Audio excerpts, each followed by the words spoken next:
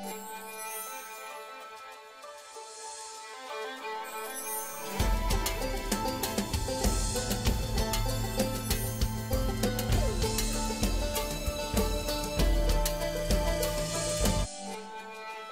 खुदावंद यीशु मसीह नासी के नाम में आप सबको सलाम। मैं आपका खादम, आपका host reverend doctor Robinson Askar ईमान का सफ़र प्रोग्राम लेके आज फिर आपके सामने हाज़िर हूँ। और नाज़रीन, मैं खुदावंद अपने खुदा का शुक्रगुज़ार हूँ जो हमें खुशियाँ देता है, जो हमें खुशियाँ दिखाता है, जो हमें इन खुशियों में आगे बढ़ने का फ़ज़ल अता करता है। और आज कैसा ही ये खूबसूरत दिन है, आज कैसा ही ये खूबसूरत समा है जब हम क्रिसमस मना रहे हैं। दुनिया भर में क्रिसमस की खुशियाँ मना रही हैं और मनाई जा रही हैं। और मैं आपके सामने ईमान का सफ़र का ये प्रोग्राम, क्रिसमस का ख़ास प्रोग्राम लेके आज आया हूँ, इस बड़ी खुशी में, इस बड़ी शादमानी में कि खुदावंद हमारा खुदा इस दुनिया में आ गया और उसने इंसान का रूप ले लिया। और यकीनन ये एक बड़े मकसद के लिए था। ये कोई एक सिफारती दौरा ना था, ना ये कोई ऐसा एक वक्त था कि खुदा शायद किसी विज़िट के लिए आया हो, बल्कि उसने तो अपने बेटे यीशु मसीह को इसलिए भेजा कि वो उसका बेटा ना सिर्फ कहलाए बल्कि बाप के उस प्यार को, उस मोहब्बत को और उस बड़े काम को दुनिया को दिखाए कि खुदा दुनिया से कैसी मोहब्बत रखता है, कितनी मोहब्बत रखता है। और आज हम यहाँ पे आए हैं और आज का ये हमारा प्रोग्राम जो है ये क्रिसमस और इस ताल्लुक़ से ख़ास तौर पे है जब हम देखते हैं कि क्या ऐसी बात है, कौन सी ज़बरदस्त बात है जो क्रिसमस के ताल्लुक़ से है। What is so amazing about Christmas. और आज हम इसके ताल्लुक़ से बात करेंगे। लेकिन नाज़रीन, मैं एक बात कहना चाहता हूँ जो मैं हमेशा कहता हूँ कि किसी भी सफ़र पे जाने के लिए हमें एक मंजिल का तयन करना निहायत ज़रूरी होता है। बग़ैर मंजिल के तयन किए, बग़ैर अपनी डेस्टिनेशन को जाने हुए हम अपना सफ़र मुकम्मल नहीं कर सकते। अब आप अगर किसी भी जहाज़ की टिकट को लेने के लिए जाएं, आप ट्रेन की टिकट लेने के लिए जाएं, आप किसी बस की टिकट लें, वो आपको आपकी मंजिल पूछते हैं। मैं आज आपसे पूछता हूँ, आपकी मंजिल क्या है? आप कहाँ जाना चाहते हैं? क्या इस क्रिसमस के दिन में, जबकि हम देखते हैं कि इस क्रिसमस में what is so amazing about this Christmas, इस क्रिसमस की क्या वो हैरत अंगेज़ बात है, खुशी की बात है, ज़बरदस्त बात है। तो मैं आपसे चाहूँगा कि आप इस बात को भी जानें कि आप इस क्रिसमस को किस तरह मना रहे हैं। दुनिया में मैं हमेशा कहता हूँ कि 3 तरह के लोग क्रिसमस मनाते हैं। एक वो दुनिया के लोग हैं जो मसीह को बिल्कुल नहीं जानते, लेकिन वो क्रिसमस मनाते हैं और वो क्रिसमस की खुशियाँ मनाते हैं और वो बड़ी बड़ी पार्टीज़ का एहतमाम करते हैं, बड़ी से महंगी शराबें पीते हैं, महंगी से बड़ी बड़ी दावतें करते हैं। लेकिन वो ना मसीह को जानते हैं, ना मसीह के ताल्लुक़ से जानते हैं और ना मसीह के और खुदा के इस बड़े प्लान को जानते हैं। और एक वो लोग हैं दूसरे जो नाम से तो मसीही कहलाते हैं, शायद उनके ऊपर मसीही घराने में पैदा हो जाने की वजह से मसीह होने की छाप लग चुकी है, लेकिन वो भी हकीकी क्रिसमस को नहीं जानते। आज उनके लिए भी मौका है कि वो भी जाने कि हकीकी क्रिसमस क्या है और क्या वो हैरत अंगेज़ बात है जो इस क्रिसमस पे हुई, जिसके लिए दुनिया आज, पूरी दुनिया में चरागा है, पूरी दुनिया रोशन है, शादमानी है। वो क्या असल बात है। और फिर तीसरे वो लोग हैं जो क्रिसमस मनाते हैं, जो ईमानदार लोग हैं, जो खुदा की पहचान अपने अंदर रखते हैं, जो खुदा को अपने अंदर रखते हैं, जो मसीहा को अपने अंदर रखते हैं और जिनके अंदर मसीह की बड़ी शादमानी है। वो आज जब मनाते हैं तो उनको वो खुशियाँ भी नज़र आती हैं जो चरवाहों ने महसूस की थी, जो मजूसियों ने महसूस की थी। उनके ऊपर फरिश्ते भी आते हैं, उनको फरिश्ते भी अपने नूर दिखाते हैं और वो उस बड़ी शादमानी से भर जाते हैं जब वो खुदा के कलमा को, कलाम को अपनी ज़िंदगी में देखते हैं। नाज़रीन, आज हम स्टूडियो में बात करेंगे क्या ऐसी वो हैरत अंगेज़ बात है, क्या ऐसा वो ज़बरदस्त बात है जो क्रिसमस की है। और इस टॉपिक पे बात करने के लिए मेरे साथ मेरे नहायत ही मोहतरम डॉक्टर अख्तर अंजीली स्टूडियो में मौजूद है। Doctor Akhtar Anjeeli, welcome to the show. आज हमको वेलकम करते हैं। हैप्पी क्रिसमस भी मैं आपको कहता हूँ। Happy Christmas to you and to all the world as well sir. Thank you very much. और नाज़रीन, डॉक्टर अंजीली हमारे साथ पहले भी प्रोग्रामों में आ चुके हैं और ये एक मेडिकल डॉक्टर हैं और एक किताब सूफीज़म एंड जहाद के मुसन्निफ़ भी है। आप अमेज़ॉन पे इस किताब को ख़रीद सकते हैं। और आप डॉक्टर अंजीली जो हैं वो कलाम के भी खादम हैं और एक अच्छा कलाम का वसी मुशाहिदा रखते हैं। आज हम इनसे भी इस बात के लिए जानेंगे। मेरा पहला सवाल इनसे यही होगा कि क्या वो हैरत अंगेज़ बात है जो क्रिसमस की है। लेकिन मैं आपको एक ख़ास बात भी कहना चाहता हूँ। आज इस क्रिसमस के दिन पे आप ज़रूर खुशियाँ मनाएं, आप ज़रूर शादमानी करें, लेकिन reason for the season Jesus Christ, उसको मत भूलिएगा। आज ज़रूर इस बात को जानने की कोशिश कीजिएगा कि ये चरनी में पैदा होने वाला बच्चा कौन था और ये चरनी में पैदा होने वाला बच्चा क्यों पैदा हुआ। डॉक्टर अंजीली, आपसे हम ज़रूर पहले बात करेंगे इस ताल्लुक़ से कि what is so amazing about Christmas जो है। लेकिन इस पे बात करने से पहले मैं एक बात करना चाहता हूँ। जी फरमाइए। वो बात ये है कि यीशु मसीह तारीख़ को नाम दे देने वाला, जी वो क्या कहते हैं कि एक जो है वक्तों को जी वो नाम दे देने वाला, बिल्कुल बिफोर क्राइस्ट और BC और AD आनो डोमिनी जी। अब बहुत से लोग BC को तो सही जानते हैं जी और समझते हैं जी ये बिफोर क्राइस्ट, और वो साल जो मसीह की आमद से पहले थे जी वो बिफोर क्राइस्ट कहलाते हैं। जी लेकिन वो साल जो मसीह की पैदाइश के जो बाद के साल हैं, जी वो जो साल हैं जब AD कहा जाता है उन्हें, जी तो बहुत से लोग इसको आफ्टर डेथ अच्छा समझते हैं, कहते हैं। और ये मैंने पूछा है बहुत से लोगों से। लेकिन अगर हम इसको आफ्टर डेथ से लें ठीक, तो फिर मेरा सवाल ये भी है कि वो 33.5 साल की Birth और ज़िंदगी death जो है वो जो उनकी बिफोर क्राइस्ट और डेथ के दरमियान में उन्होंने ज़मीन पे गुजारे, वो हिस्ट्री कहाँ जाएगी, वो साल कहाँ जाएंगे। बिल्कुल भी जाफर। तो आप इस ताल्लुक़ से ज़रूर बताइए कि क्या ये है। देखें पादरी साहब, ये बहुत वसी सवाल है, लेकिन मैं आपको क्रिसमस के हवाले से इसका जवाब मुख्तसर करके देने की कोशिश करता हूँ कि तारीख़ को हमेशा नापने के लिए या उसका अंदाज़ा रखने के लिए किसी कैलेंडर के हवाले किया गया है। और जब खुदावंद यीशु मसीह इस दुनिया में पैदा हुए तो उस वक़्त 2 कैलेंडर थे उस सरज़मीन में। एक तो रोमन कैलेंडर था जिसको AUC कहा जाता था। मैं अब लातीनी में नहीं जाना चाहता, मैं सिर्फ आपको बताना चाहता हूँ कि वो कैलेंडर जो था उसको शुरू करते हैं जब रोम का शहर बना था। और उसके बाद एक और कैलेंडर था जिसे हम कहते हैं जूलियन कैलेंडर। इसका ताल्लुक मिस्र की फ़तह के साथ था। लेकिन ये दोनों कैलेंडर चल रहे थे, दुनिया में और भी कैलेंडर थे। जब खुदावंद यीशु मसीह पैदा हुए तो चूँकि ये कायनात की सबसे बड़ी इवेंट थी इस ज़मीन के हवाले से, उसके बाद फिर जो सिलसिला चला आखिरकार 1582 में पोप ग्रेगरी ने सारे टाइम को एडजस्ट करके तो तारीख़ को 2 हिस्सों में तकसीम कर दिया। इसलिए क्योंकि खुदावंद यीशु मसीह की पैदाइश बिकम्स द सेंटर।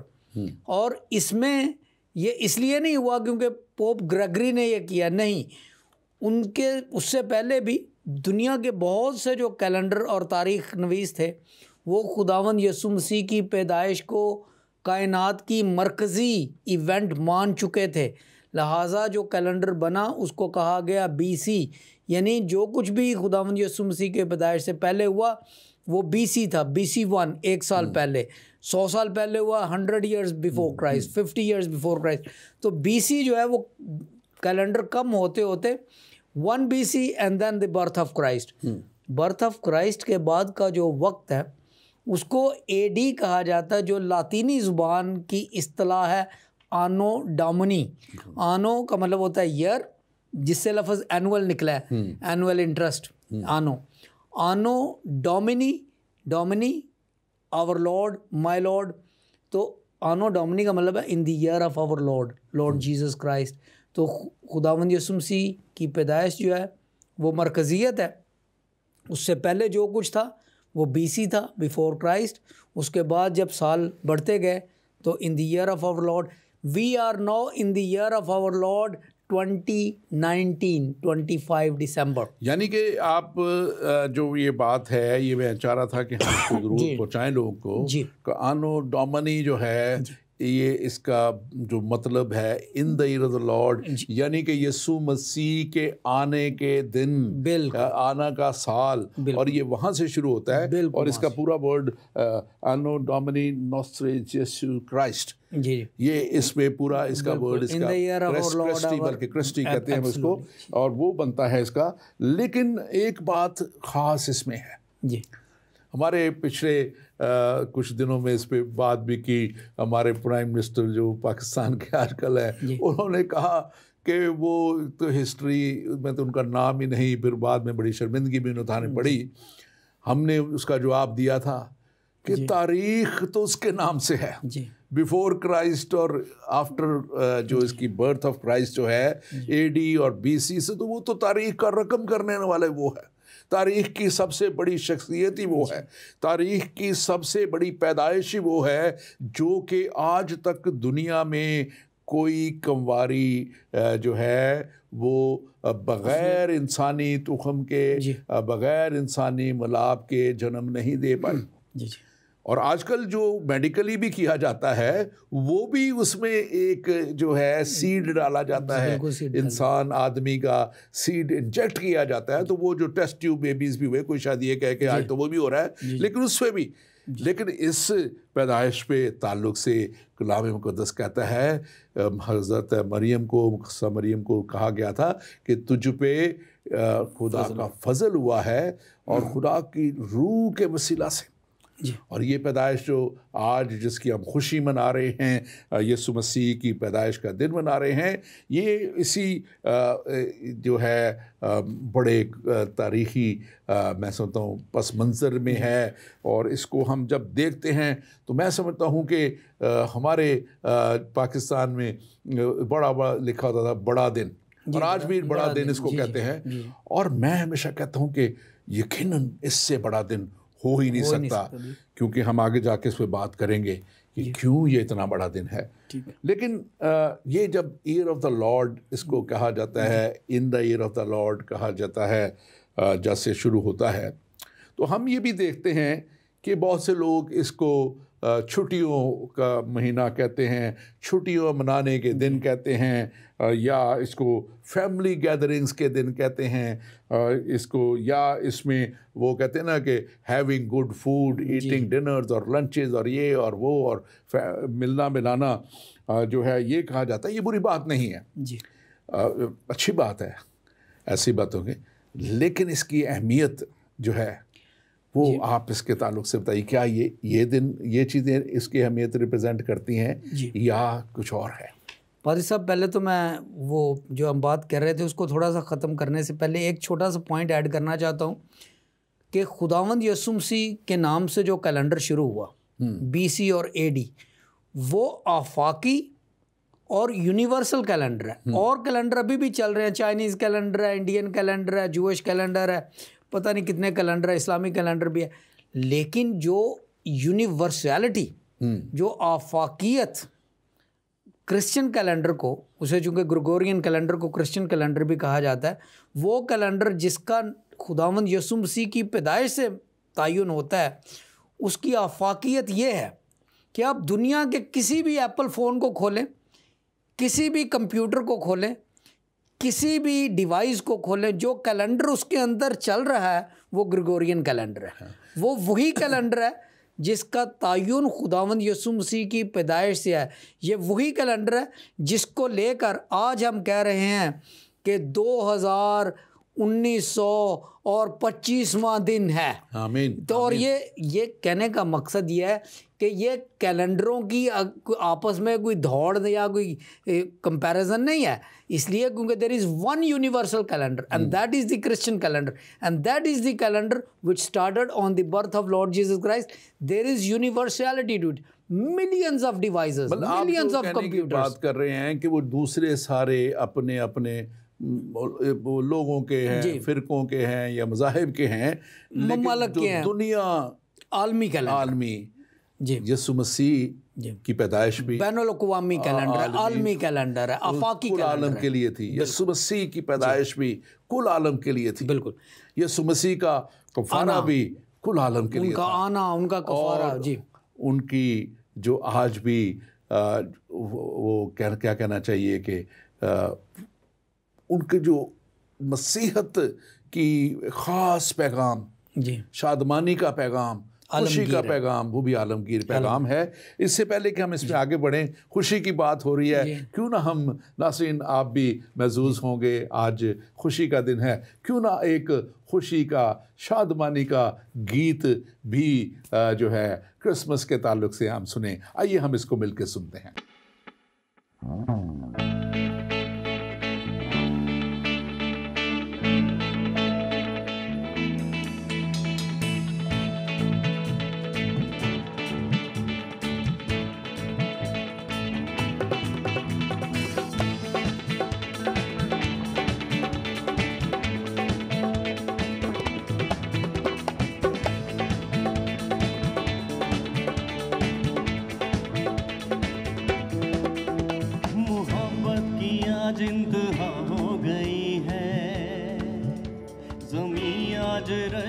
समा हो गई है, मोहब्बत की आज इंतहा हो गई है, ज़मीं आज रश के समा हो गई है। दिलों ने सुनाए मोहब्बत के नगमे, हर एक दर्द की अब दवा हो गई है। दिलों ने सुनाए मोहब्बत के नगमे, हर एक दर्द की अब दवा हो गई है। मोहब्बत की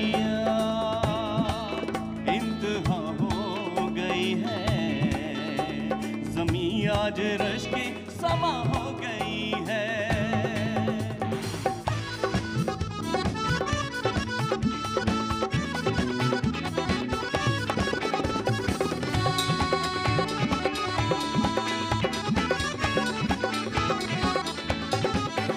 सितारे ने राहों में किरणें बिछा दी, खुशी काफिला काफिला हो गई है।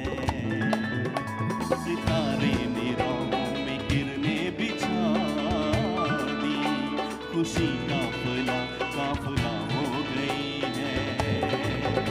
न सोना लुभाने न मुरबास अपने, जमी वक़्फ़े शाहे सका हो गई है। न सोना लुभाने न मुरबास अपने, जमी वक़्फ़े शाहे सका हो गई है। मोहब्बत की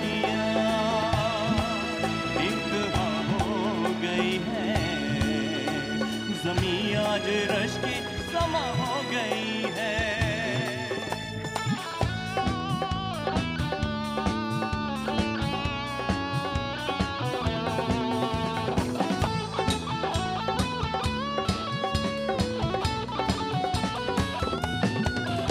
न मज़लूम कोई न महकूम कोई, मरीज़े गुनाह को शिफा हो गई है। न मज़लूम कोई न महकूम कोई, मरीज़े गुनाह को शिफा हो गई है। चलो जाके देखे वो दिलकश नज़ारा, खुदाई भी जिस पे फिदा हो गई है। चलो जाके देखे वो दिलकश नज़ारा, खुदाई भी जिस पे फिदा हो गई है। मोहब्बत की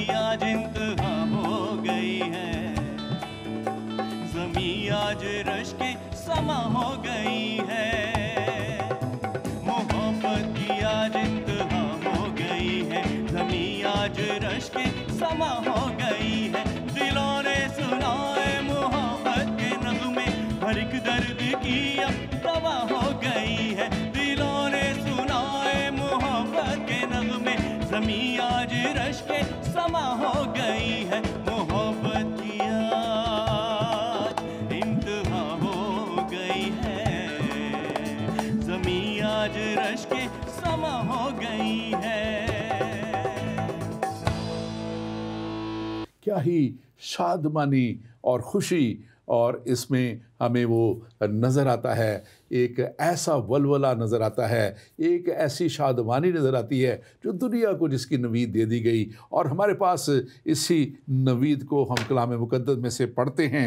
मत्ती की अंजील मेरे साथ अगर आप निकालना चाहें, अंजील मुक़द्दस मत्ती की अंजील जो है उसमें से गॉस्पेल ऑफ मैथ्यू पहला चैप्टर जो है उसका वर्स 18 पहला बाप और उसकी 18वीं आयत में लिखा हुआ है, अब यीशु मसीह की पैदाइश इस तरह से हुई कि जब उसकी माँ मरियम की मंगनी यूसुफ के साथ हो गई तो उनके इकट्ठे होने से पहले वो रूह कुद्स की कुदरत से हामला पाई गई।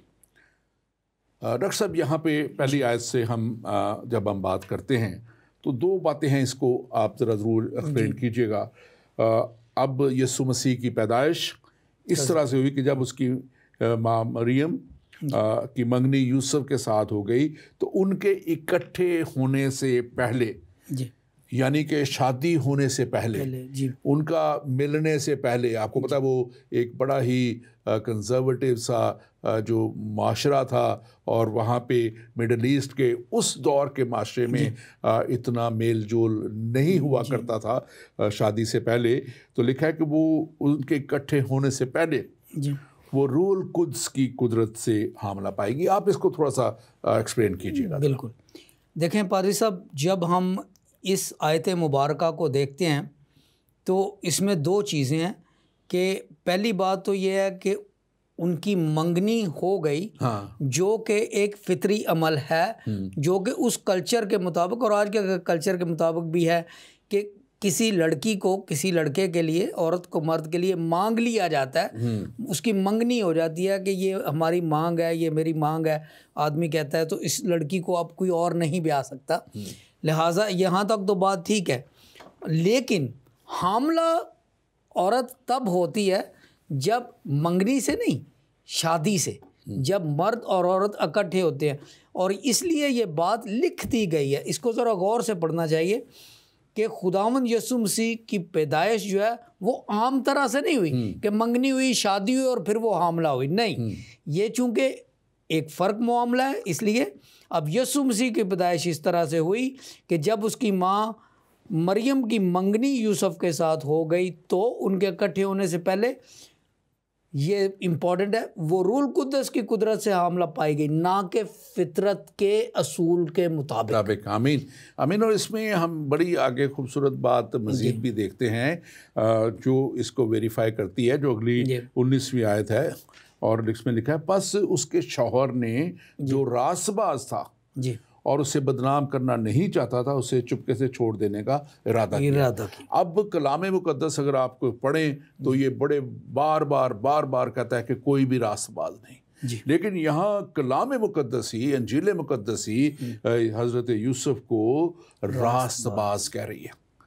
तो जब वो रासबाज सकता है, इसका मतलब है कि वो बड़ा बेगुनाह और उसमें कोई दुनियावी बातचीत नहीं थी, और वो इसलिए हम उस तरफ इसका तसव्वुर भी नहीं लेके जा सकते, और कि वो कोई ऐसी उनकी बात थी। और बड़े वाज़ेह तौर पे इसको तो दुनिया मानती है और सारी दुनिया इस पे एग्रीड है, ये कोई भी कंट्रोवर्शियल बात नहीं है कि वो एक जो है कुंवारी से यीशु मसीह का पैदा होना, जो कुरान शरीफ जो है हमारे मुसलमान भाइयों की किताब में भी ये लिखा हुआ है कि वो रूह अल्लाह, ईसा रूह अल्लाह, वो ईसा कहते हैं यीशु अल मसीह को, वो कहते हैं रूह अल्लाह, यानी कि वो खुदा के रूह से पैदा हुआ जी, और उनका कुंवारी होना मानते हैं। और मैं अक्सर, क्योंकि उनका एक और भी बड़ा एतराज़ इस पे होता है कि वो आप उसको खुदा का बेटा क्यों कहते हैं, तो फिर जब वो फरिश्ते ने कहा था, एक तो वो बात बड़ी क्लियर है,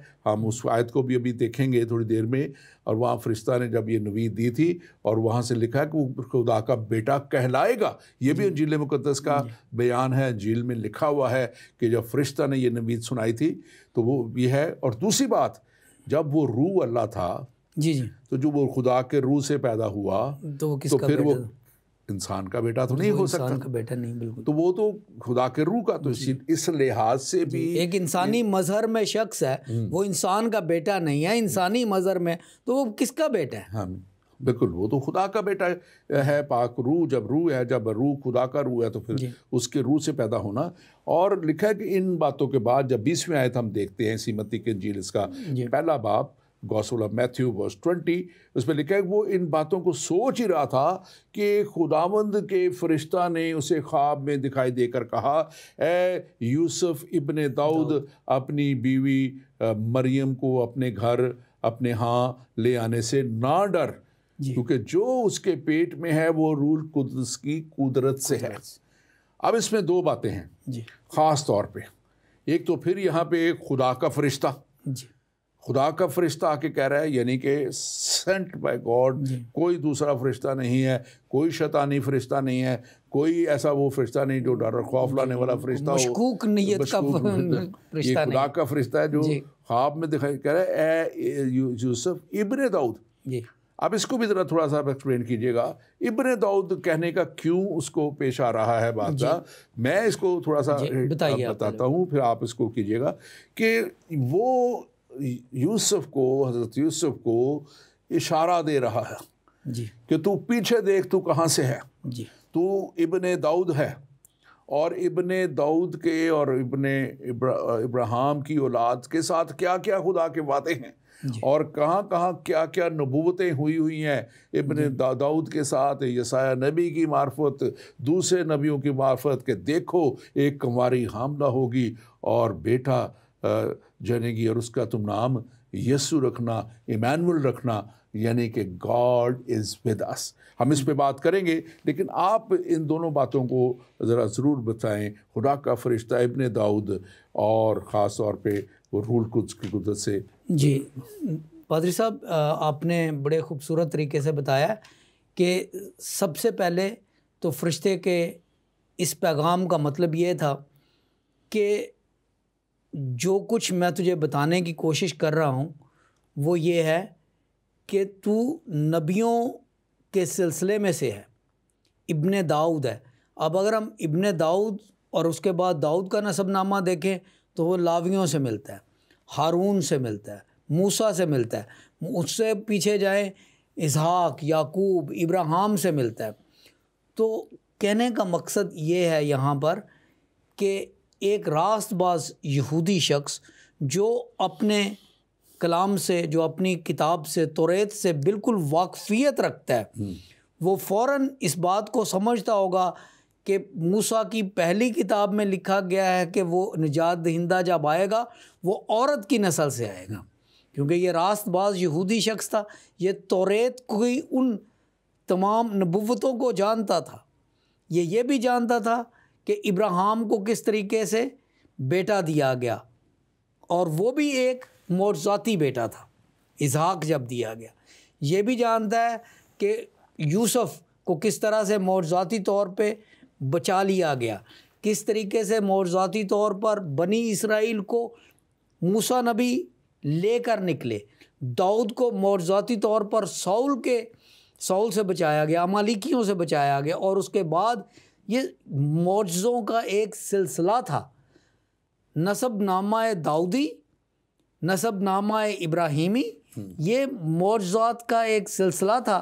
और अब फरिश्ता उसे कह रहा है कि तेरी बीवी के पेट में जो है वो मौजज़ा है।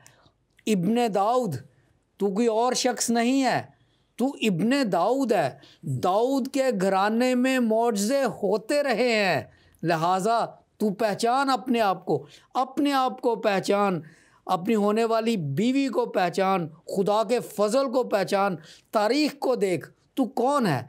लिहाजा तुझ पर भी फ़ज़ल हुआ है कि तेरे घराने में से तेरी बीवी पर यह फ़ज़ल हुआ है कि वो रूह कुद्स की। तो देखें, ये एक दरअसल उसको डराने के लिए नहीं था, उसकी ढारस बंधाने के लिए था, इरफान देने के लिए था, मार्फत की बात थी कि this is something miraculous happening, wake up, you are not a common man, you are son of David, Davidic tribe is full of miracles. मैं जो तुझे बात बता रहा हूँ, दिस इज़ अ मिरेकल। बिल्कुल। फिर ये नाम जो है, यीशु नाम जो है, ये यूनानी में तो मतलब कि ट्रांसलेशन के इंग्लिश में आया, यीशु नाम आया, लेकिन अगर इब्रानी में से जब देखें तो यशुआ, तो यशुआ के God is salvation, God is our सर्विली, गॉड इज हमारी जो निजात है, खुदा, वो खुदा हमारी निजात है। तो ये नाम भी मैं समझता हूँ कि एक बड़ा ज़बरदस्त खुदा का जो है, खुदा की तरफ से दिया जाना, और खुदा के फरिश्ता ने जो बता दिया, तो वो लिखा है कि वो अपने लोगों को निजात का वसीला बनेगा। और 22वीं आयत अगर आप देखें इसी की, तो उसमें लिखा हुआ है, ये सब इसलिए हुआ जी कि जो कुछ नबी की मार्फत कहा गया था पूरा हो। देखो, एक कुंवारी हामला होगी और बेटा जनेगी और उसका नाम इमैनुएल रखेंगे। अब देखें, ये नबूवत हो चुकी थी, ये बहुत बड़ी नबूवत, बहुत 100 साल पहले ईसाया नबी की मार्फत हुई थी। और मैं इसकी चाहता हूँ कि हम थोड़ी सी इसकी बैकग्राउंड भी देखें, क्योंकि ये जब सल्वेशन की बात खुदा कर रहा है, निजात की खुदा बात कर रहा है, तो ये भी एक उस बड़ी ज़बरदस्त उस वक्त की एक बैकग्राउंड थी जिसको उस वक्त के बादशाह ने रिजेक्ट किया। आज भी दुनिया वही काम कर रही है, खुदा की इस बड़ी खुशखबरी को रिजेक्ट कर रही है। और ये आखिज़ बादशाह जो था, ये उस वक्त जब ये ईसाया नबी की नबूवत हो रही है, खुदा ये फरिश जो पैगाम ईसाया नबी की मार्फत बादशाह को पहुँचा रहा है, ईसाया नबी का ये पैगाम बादशाह तक पहुँचा था। और बादशाह जो आखिज़ था, ये खुदा यहूदा का बादशाह था, ये यहूदा के कबीले का बादशाह था, और ये खुदा के साथ नहीं चलता था। बिल्कुल, ये बुतों की पूजा करने में था, ये कुर्बानियाँ बुतों की चढ़ाने में था, ये गुनाह की ज़िंदगी गुजारने में था, ये खुदा की से दूरी में था। और उस वक्त उसके इन कामों की वजह से उस वक्त के जो बड़ी ज़बरदस्त कौम थी, असूर की कौम थी, असीरिया, जो उस वक्त सीरिया, ये सीरिया नहीं, सीरिया था, उस वक्त के उसका बादशाह जो था, उसने यहूदा को घेरा हुआ था, और वो उसको जो जंग करने के से फतह करना चाहता था। और खुदा उस वक्त उनसे निजात की बात कर रहा है, कलाम से के वसीला से उनको हमेशा की ज़िंदगी की बात कर रहा है। और खुदा यसाया की मार्फत उससे पैगाम देता है कि आगे अगर हम उसकी देखें, यसाया नबी के सहीफ़ा में चले जाएं और 7वें बाब में चले जाएं, तो वहाँ पे लिखा है कि वो कहता है कि तू मत डर। वो उसको क्लियरली बादशाह के कहता है, आखिर बादशाह को, कि तू, खुदा कह रहा है कि तू मत डर। हालांकि वो खुदा से दूर है, गुनाह की ज़िंदगी में है, लेकिन अपने वादा को खुदा पूरा करने के लिए जो उसका यहूदा के कबीले से था, वो उसको कह रहा है तू मत डर, मैं तेरे साथ हूँ, तू जंग के लिए तैयार हो। लेकिन बादशाह क्या करना चाह रहा है, आप ज़रा इसको बल्कि एक्सप्लेन कीजिएगा। देखें, ये एक बड़ी, हर कौम में अजीब व गरीब वाक़यात होते हैं, तो इस कौम का ये चैप्टर जो है, ये कुछ इतना ताबनाक नहीं है, क्योंकि यहाँ पर हम देखते हैं, जब तारीख़ का मुताला करते हैं, बाइबल मुक़द्दस के इन अबवाब का भी मुताला करते हैं, तो आखिर बादशाह जो है उसको वो बड़ी खुदगर्जी का मुजाहरा करता है यहाँ पे। उसको अपनी जान बचाने का होता है, और वो अपने लोगों के बारे में ज़्यादा नहीं सोच रहा। हालांकि खुदा उसके वसीले से उसकी जान, उसके लोगों की जान, उनकी इज़्ज़त व आबरू सब कुछ बचाना चाहता है। और वो खुदावंद उसके साथ डील करना चाहता है कि तू मुझसे कुछ मांग, मैं तुझे समझाता हूँ, मैं निशान दे देता हूँ। लेकिन आखिर बादशाह को ये होता है कि किसी तरीके से मेरी जान बच जाए, बस ये। बल्कि अगर इसको हम तफसील में थोड़ा सा, अभी हमारे पास ज़्यादा वक्त नहीं है, लेकिन अगर हम देखें तो ये यसाया नबी के सहीफ़ा में 7वां बाब 10वीं 11वीं आयत में खुदा खुद कहता है कि जब वो इनकार कर रहा है, तो खुदा उसे कहता है कि तू उससे, खुदावंद अपने खुदा से, खुदावंद ने आखिर से फरमाया, खुदावंद अपने खुदा से कोई निशान तलब कर। लेकिन 11वीं आयत में वो कहता है कि लेकिन आखिर बादशाह कहा कि मैं तलब नहीं करूँगा और खुदावंद को नहीं आजमाऊँगा। और इसके पीछे बैकग्राउंड जो आपने बताई है कि वो बैकडोर के साथ बादशाह, जो असूर का बादशाह था, उससे मुआहदा कर रहा है कि मैं तुझे सारा सानी सोना चांदी और हैकल के सारे ज़रूफ जो हैं वो तुझे दे दूँगा, और ये सारी कौम भी तुझे गुलामी में दे दूँगा, लेकिन तू मेरी जान बख्श दे। वो सिर्फ अपनी जान बचाने के लिए ये सब कुछ कर रहा है। लेकिन यहाँ पे हमारा खुदावंद जो है वो हम देखते हैं कि अपने बेटे यीशु को दे के पूरी दुनिया की जान बचाना चाह रहा है। बिल्कुल। आज जब हम ये खुशियाँ मना रहे हैं तो यीशु मसीह की आमद की खुशियाँ मना रहे हैं, और खुदा तो हमें ये कहता है कि तू अपना मुँह खोल। ज़बूर 81 में अगर हम देखें उसके 10वीं आयत में, तो खुदा कहता है कि तू अपना मुँह खोल तो मैं इसे भर दूंगा। खुदा तो हमें बरकतों से भरना चाहता है हमें। और यहाँ पे हम माखिज़ बादशाह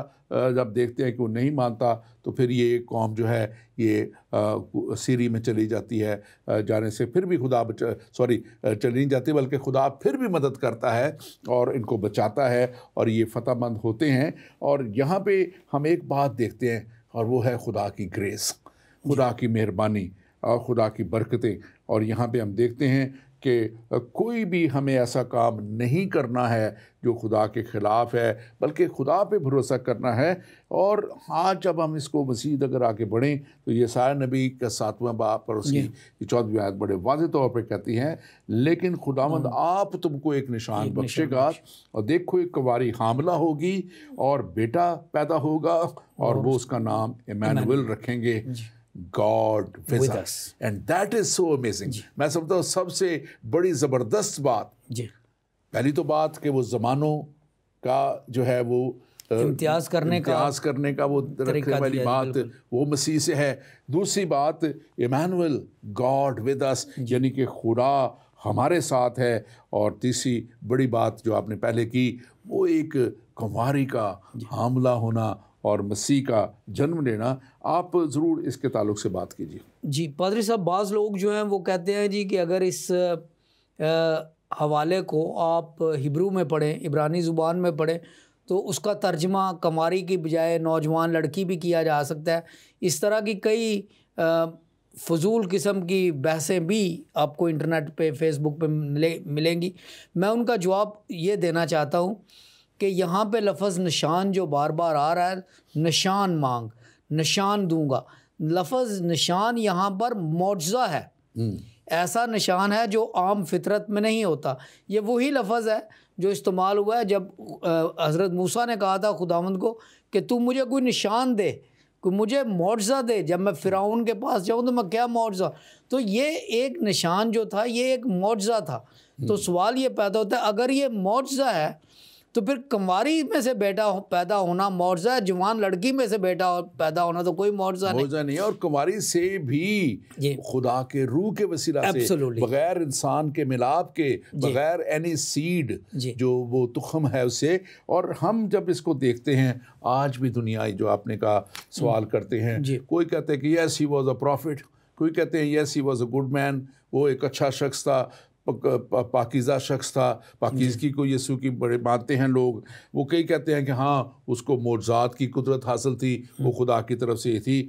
लेकिन यीशु मसीह ने अपने शागिर्दों से, जब वो अपने शागिर्दों के साथ था, बड़ी अहम बात है। जी जी बिल्कुल। और उसको हम अगर देखें तो मत्ती की इंजील उसका 16वां बाब और 13, 14, 15, 16 आयत में हम इसको सारी चीज़ को देखते हैं।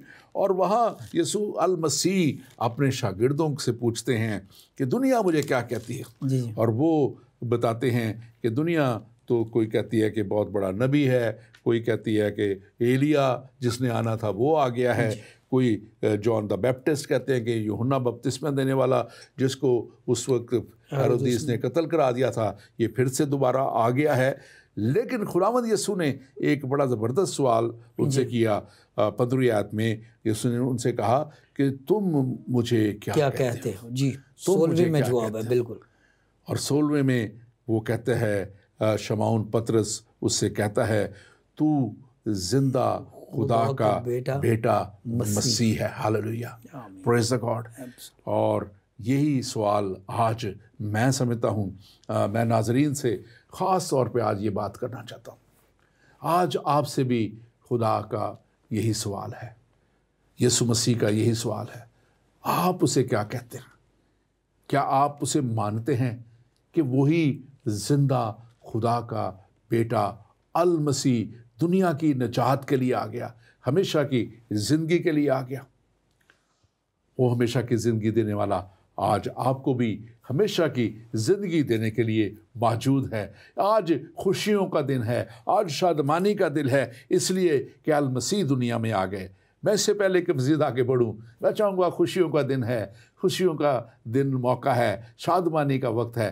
एक और ख़ूबसूरत गीत सुनते हैं।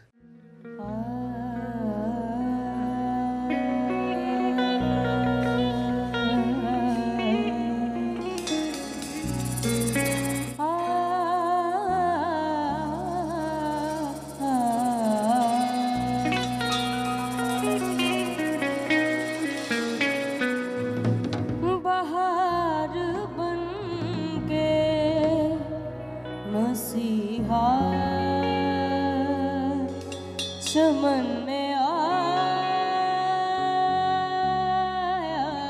है, बहार बन के मसीहा चमन में आया है, बहार बन के मसीहा चमन में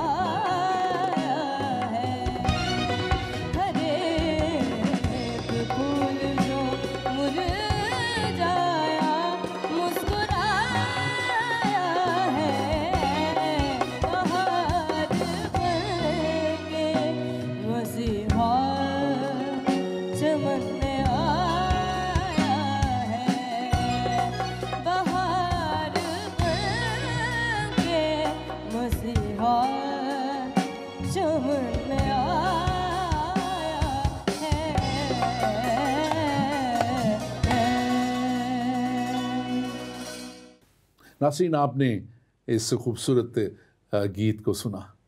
कैसा ही हमें सुकून देने वाला, तसल्ली देने वाला, इत्मीनान देने वाला, एक वादा देने वाला ये वो खुदा का कलाम है जिसको आपने सुना है। और हम बात कर रहे थे डॉक्टर साहब थोड़े इस गीत से पहले कि शमौन पतरस ने कहा कि तू जिंदा खुदा का बेटा मसीह है। आप इसके ताल्लुक़ से ज़रूर बात करें। जी, मैं एक बात जो इस हवाले से कहना चाहता हूँ वो ये है कि बाज़ लोग जो खुदावंद यीशु मसीह को खुदा का बेटा होने से जुटलाना चाहते हैं या इनकार करना चाहते हैं, वो अक्सर एक सवाल करते हैं कि बाइबल मुक़द्दस में कहाँ लिखा है। तो मैं कहता हूँ यहाँ लिखा है। जब खुदावंद यीशु मसीह ने पूछा पतरस से कि तू क्या कहता है कि मैं कौन हूँ, तो पतरस ने जवाब में कहा कि तू जिंदा खुदा का बेटा मसीह है। तो यीशु ने जवाब में उससे कहा कि तू मुबारक है, तू शमौन बरयूना, क्योंकि ये बात गोश्त और खून से नहीं बल्कि मेरे बाप ने जो आसमान पर है तुझ पर जाहिर किया है। जब पतरस ने कहा है तू जिंदा खुदा का बेटा है, तो तो उसको शाबाश दी गई है, उसको बरकत दी गई है, उसको डांटा नहीं गया, उसको ये नहीं कहा गया ये कैसी बात कर दी है तूने, खुदा का बेटा मैं कैसे हो सकता हूँ, मैं तो नबी हूँ। यहाँ पर लिखा है खुदावंद ने उसको शाबाश दी, बरकत दी, मुबारक कहा और उसके इस इकरार को इतना अहम करार दिया कि कहा कि मैं इस पत्थर पर, इस इकरार पर कि मैं यानी खुदावंद यीशु मसीह खुदा का बेटा है, मैं अपनी कलीसिया बनाऊंगा। और आज देखे खुदावंद की कलीसिया पूरी दुनिया में हर जगह पर मसीही पाए जाते हैं, ये उस बरकत के वसीले से।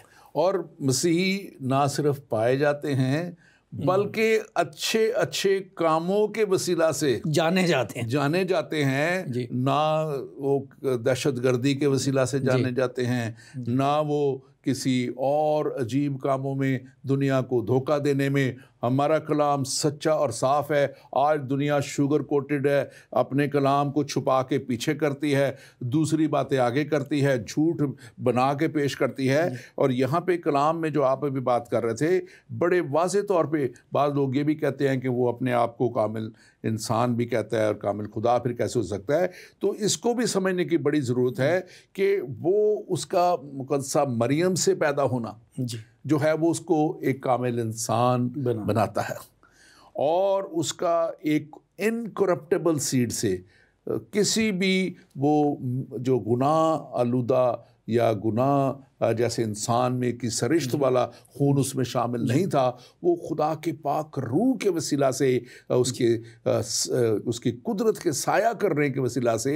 ये नहीं कि कोई खुदा के बहुत से लोग इसको भी बड़ा समझते हैं, गलत बयान करते हैं कि शायद वो खुदा ने मिलाप किया। नहीं जी, वो उनका ज़हनी फतूर है, क्योंकि वो अपने आप को रूहानियत की बजाय जिस्मानियत में होकर सोचते हैं। जिस्मानियत पे ये देखिए, मैं हमेशा एक बात कहता हूँ डॉक्टर साहब कि इतना बड़ा खुदा ने ये दुनिया का बनाना, यूनिवर्स का बनाना, सितारों का, गैलेक्सीज का और क्या क्या कुछ बनाना, और अंडर सी जो चीज़ें हैं समंदर के नीचे, सतह समंदर से नीचे ऐसे ऐसे खूबसूरत चीज़ें, खूबसूरत मछलियाँ और जानदार, और ऊपर ज़मीन के ऊपर कितनी कितनी खूबसूरत जो खुदा के ने परिंदे चुरिंदे दूसरी चीज़ें बनाई हैं। इतना कुछ कह के जो उसने लिखा कलाम में, उसने कहा तो हो गया।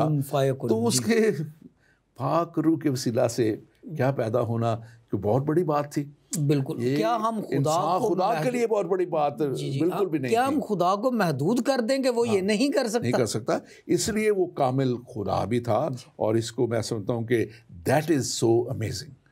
ये एक बड़ी ज़बरदस्त बात है, हैरत अंगेज़ बात भी लोगों के लिए है, ज़बरदस्त बात भी है। इट्स रियली वेरी अमेजिंग कि God became man, he became human, और वो ह्यूमन बन के इंसान के लिए कुर्बानी पेश करने के लिए आ गया। जी, आप कुछ कहना चाह रहे हैं? मैं सिर्फ ये कहना चाहता हूँ पादरी साहब कि ये इरफान लफ्ज़ इमानुएल, इसको अगर समझ लिया जाए तो खुदावंद यीशु मसीह की फ़ितरत, उनकी सरिश्ते अक़दस, उनकी सीरत, ये सब बातें समझ में आ जाती हैं। लफ्ज़ इमानुएल जो यसाया नबी के सहीफ़े में बताया गया, लफ्ज़ इमानुएल जो मत्ती रसूल के इंजील में फिर दोबारा बताया गया, खुदा हमारे साथ है। वो खुदा था और इंसानों के साथ था, इमानुएल। हम इस लफ्ज़ को, इस कलमे को, इस इसमें मुबारक को समझते नहीं हैं। जब कहते हैं खुदा हमारे साथ है, देखें अंधेरा होता है, बच्चे घर में अकेले होते हैं, वो अपने माँ बाप की तस्वीर रख लेते हैं सामने और वो डरते नहीं हैं। एक तरह से वो उससे हिम्मत हासिल कर रहे होते हैं कि नहीं नहीं मम्मी डैडी इज़ हेयर, असल में उनकी तस्वीर होती है। लेकिन जब मम्मी डैडी खुद आ जाते हैं तो फिर उनका खौफ कहाँ पे रहता है? No, father is with them, mother is with them. कहने का मकसद ये है कि सबसे बड़ी बात ये होती है किसी शख्स के साथ होना। खुदावंद यीशु मसीह की पैदाइश के वसीले से खुदावंद यीशु मसीह, और आज क्रिसमस का दिन है, हम क्रिसमस मना रहे हैं, ये है मौजज़ाना बात। This is amazing, God with man, God came down to live and be one of us. बिल्कुल This is बिल्कुल। amazing. और वो जो हम बात कर रहे थे, ये। इसको फिर से मैं पढ़ना चाहता हूँ शायद को, ताकि लोग ये ना समझे कि हम अपने तरफ से बात कर रहे हैं। पहला पतरस, ये नए अहदनामे में अंजील मुक़द्दस के हिस्सा में पहला पतरस का पहला बाब उसकी 23वीं आयत कहती हैं, क्योंकि तुम फ़ानी तुख़म से नहीं जी जी बल्कि गैर फ़ानी यानी कि पाक रूह के वसीला से। फ़ानी तुख़म क्या हुआ? इंसानी तुख़म, इंसान का तुख़म। गैर फ़ानी तुख़म पाक रूह से खुदा के कलाम के वसीला से जो ज़िंदा है और कायम है, नए सिरे से पैदा हुए हो। अब इसको बड़ी समझने की ज़रूरत है कि अल मसीह का जो आना, आज क्रिसमस का मनाया जाना, हमें भी गैर फ़ानी तुख़म से पाक रूह की कुदरत से खुदा के कलाम के मुताबिक जो है खुदा के फ़र्जंद बनाता है, बेटे और बेटियां बनाता है। क्योंकि हम खुदा के जब यीशु मसीह को मान लेते हैं, नई पैदाइश जिसको हम कहते हैं बीइंग बॉर्न अगेन, वो हम एक एक्सपीरियंस हासिल कर लेते हैं, तो उसमें हम क्या कहते हैं, नए सिरे से पैदा हो जाते हैं। यानी कि हम फिर we are born of holy spirit, खुदा के रूह से पैदा हो जाते हैं। और फिर हमारे ऊपर कहते हैं कि दूसरी मौत का, गुनाह का कोई इख्तियार नहीं। That is so amazing. ये बड़ी हैरत अंगेज़ बात है कि ना सिर्फ मसीह खुदा के रूह से पैदा हुए, बल्कि उसको मान लेने से हम भी खुदा के रूह से पैदा हो जाते हैं। क्योंकि लिखा है कि जब इंसान कोई भी तौबा करके आ जाता है, वो खुदा की रूह से पैदा हो जाता है, वो खुदा का रूहानी बेटा और बेटी बन जाता है। आप ज़रूर इस पर बात कीजिए। जी पादरी साहब, मुझे खुदा के कामों पर बाज़ औक़ात बहुत हैरत होती है कि बहुत से लोग खुदा को मानते नहीं हैं, लेकिन फिर भी वो क्रिसमस मनाते हैं। आप देखें 25 दिसंबर और इसके इर्द गिर्द के जो दिन हैं, पूरी दुनिया चरागाह होती है। Moscow, Brazil, Mexico, India, Pakistan, UAE, Saudi Arabia, कहीं पे। और उसके बाद नया साल जो है वो भी उसी कैलेंडर के साथ है। तो कहने का मकसद ये है कि बाज़ औक़ात इंसान अपने आप को इतना बेवकूफ़ साबित कर रहा होता है कि we don't believe in this, and yet the whole world is celebrating it, the whole world is buying, selling, markets are booming, there is light all over the place, there is beauty, and God must be smiling. You guys, you अपने बेशक तुम मुझे नहीं मनाना चाहते, उसके बावजूद, and I think this is so amazing about Lord Jesus Christ as his birth, क्योंकि मेरे नज़दीक कोई और त्यौहार नहीं है जिसको इतना नहीं मनाया जाता। बेदीन भी मनाते हैं, गुनहगार भी मनाते हैं, जो उसको मानते हैं वो तो मनाते हैं, जो नहीं मानते वो भी मनाते हैं।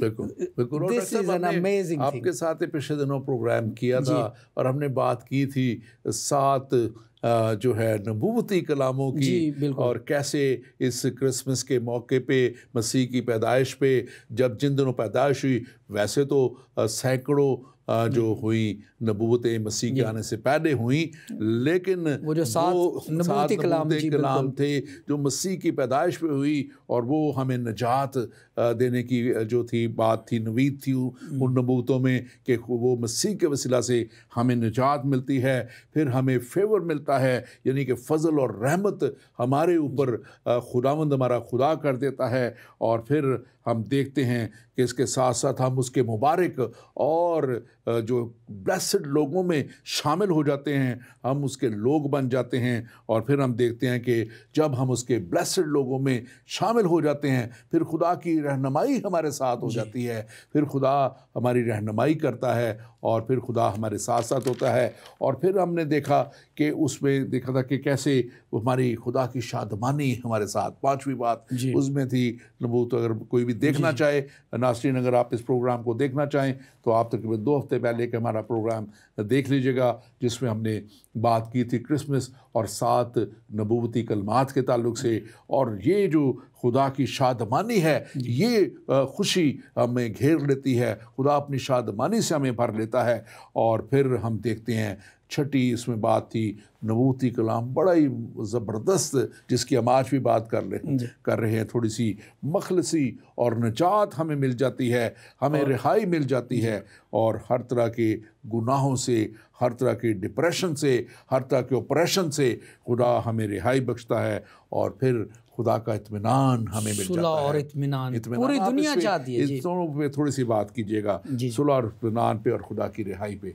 जी देखें, पूरी दुनिया में जो अफरा तफरी मची हुई है और पिछले कई सालों से, सदियों से मची हुई है, पादरी साहब, उस तमाम अफरा तफरी का, उन तमाम मसाइल का हल जो है वो खुदावंद यीशु मसीह का वो इत्मीनान है जो क्रिसमस पर दिया जाता है। जब खुदावंद यीशु मसीह पैदा हुए तो किसी इंसान ने नहीं, बल्कि फरिश्तों ने आकर कहा कि खुदा जिन लोगों से राज़ी है उनमें सुलह और इत्मीनान चाहता है।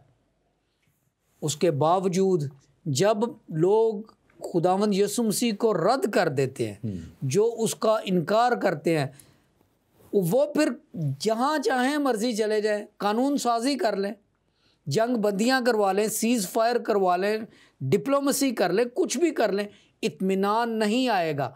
इसलिए क्योंकि इत्मीनान का मंबा खुदावंद यीशु मसीह है, सुलह का शहज़ादा खुदावंद यीशु मसीह है। सुलह और इत्मीनान उसी के साथ आया और वो फरिश्तों ने पैगाम दिया था और वो सुलह का शहज़ादा कहलाया। पादरी साहब, मैं इस प्रोग्राम के तवस्सुत से सिर्फ ये छोटा सा पैगाम देना चाहता हूँ लोगों को कि if you want piece in your life, in your home, in your country, in your nation, in the world you live in, if you want peace, Jesus is the answer.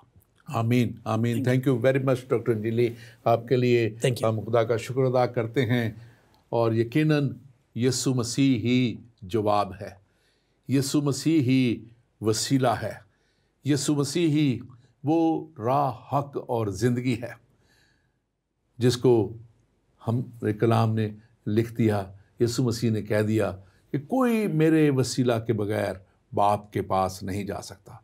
आज जब हम क्रिसमस मना रहे हैं तो मेरे अजीज़ों, आप जो कोई भी हैं, आप आज उस शख्सियत का बड़ा दिन मना रहे हैं, उस शख्सियत के ताल्लुक़ से ये सारी शादमानी इस दुनिया में देख रहे हैं, जिसने अपना आप कुर्बान करने के लिए इस दुनिया में आके अपना तख्त आसमानों से छोड़ के लिखा है कि उसने अपने खुदाई को, अपनी बादशाहत को, आसमानी बादशाहत को कब्ज़े में रखने की चीज़ ना समझा, बल्कि इंसान बन के वो आ गया ताकि मेरे और आपकी मखलसी कराए, हमें वो हमेशा की ज़िंदगी में शामिल कर ले। क्योंकि एक ज़िंदगी इस ज़मीन पे है और एक ज़िंदगी इसके बाद आसमानी मकामों में है, जहाँ पे या तो हम खुदावंद अपने खुदा के पास होंगे अगर हम उसके साथ साथ चलने वाले लोग हैं, उसके मसीह का इकरार करने वाले लोग हैं, उसके मसीह की कामिल और काफ़ी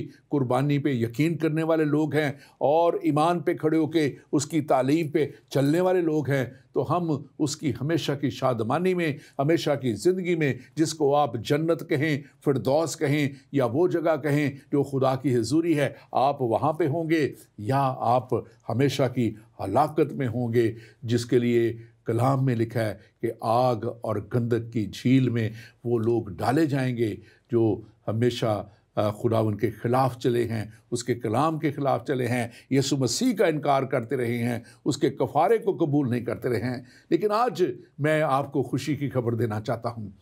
आज जैसे फरिश्तों ने कहा, मैं आपको शादमानी की खुशी देना चाहता हूँ, जो फरिश्तों ने कहा, जो तमाम उम्मत के वास्ते है, तमाम दुनिया के वास्ते है। अल मसीह पैदा हो चुके हैं, अल मसीह इस दुनिया में आके कफ़ारा दे चुके हैं, अल मसीह ने इस दुनिया में आके अपना आप आपके लिए कुर्बान कर दिया। और आज हम उसी बड़ी शख्सियत के आने की खुशियाँ मनाते हैं।